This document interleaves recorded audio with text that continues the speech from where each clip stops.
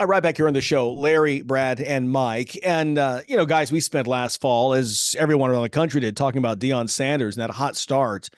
But boy, his act is wearing thin very quickly in Boulder for a guy who could do nothing wrong for about a month. And now we were talking here in the break, that bizarre news conference where he's like attacking reporters and whatnot. What's going on with Deion? I don't know. I think when you don't win, eventually you become everybody becomes an enemy, right? So Yeah. I think it's kind of I don't know.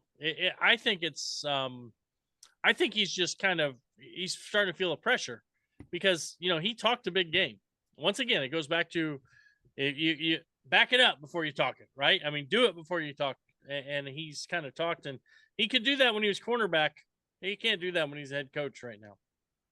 Yeah, I think that's the biggest issue that he has is, in my opinion, he was the best cover cornerback in my lifetime. Now, maybe Night Train Lane in the 50s, who knows, but he was the best cover Wait, cornerback in football. you weren't alive then? Yeah, I was not alive then. Oh, okay. But So I will say, and he was treated as such. I mean, things he did at the Cowboys were incredible.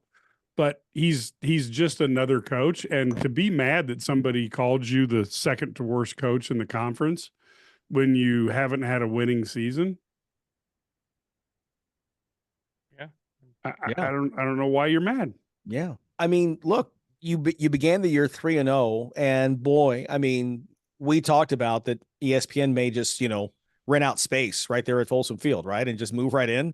And they would have, except he then lost 8 of his last 9, and some in spectacular fashion. There's now reports he doesn't want to go off campus to recruit, which is an absolute taboo death knell in college football. That does not happen.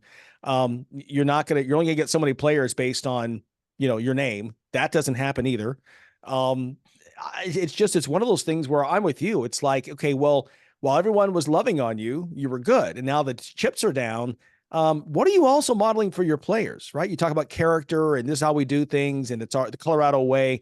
I'm not sure, look, I know he signed, extension, and they were happy because they sold every seat and all those things happened, all the great attention, and it was worth millions and millions of dollars of free advertising they got thanks to ESPN and others. But how long do you hang if you win 4 games again? How long do you hang on to this if you're Colorado? yeah. I don't think it's worth it. No, I What don't do they either. say? Is the juice worth the squeeze? And I'm not sure it is. Well, God knows if Dion ever sees this. Of course, he might have to be hard pressed to find it, but if he ever sees this, we will hear about it because this will fuel his fire. And again, Dion, we're saying you are the best defensive back of all time, but the bottom line is you're not the best coach. Well, coaching's hard. It's hard. Ask But and you guys have coached. so's being a defensive back. I mean, he's You good know at what? one You and have not the more. other. The one thing is you have more control. I mean, as an actual player, you have more control than you do as a coach. A coach, you can draw diagram the best play ever.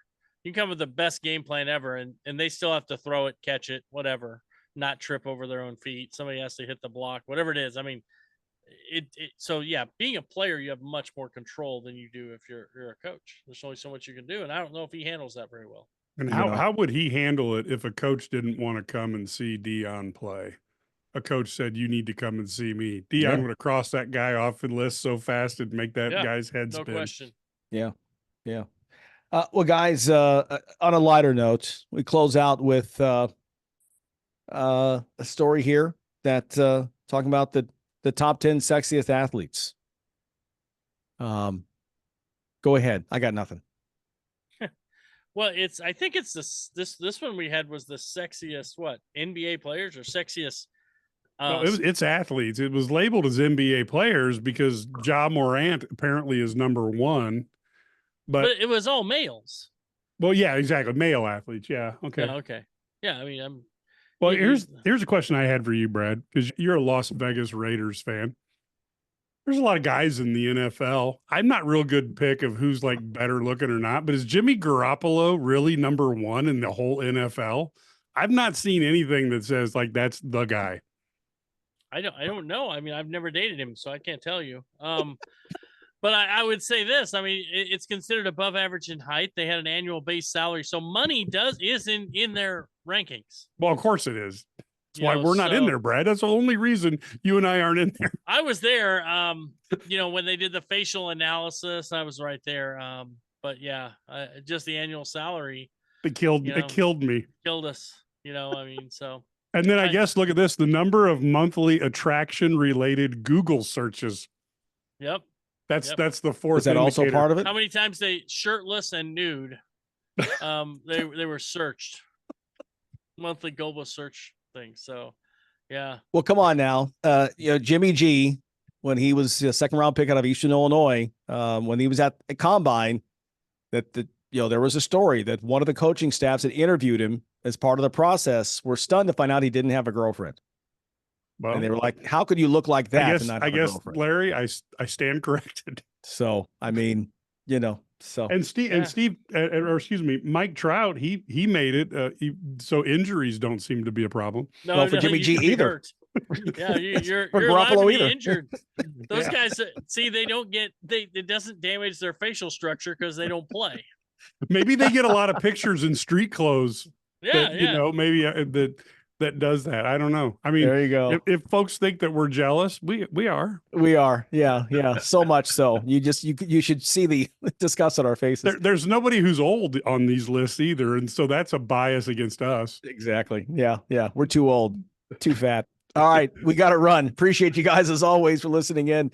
Same time, same station next week. Enjoy the games. Enjoy the weekend. We'll see you. Didn't you mean we have to waddle away?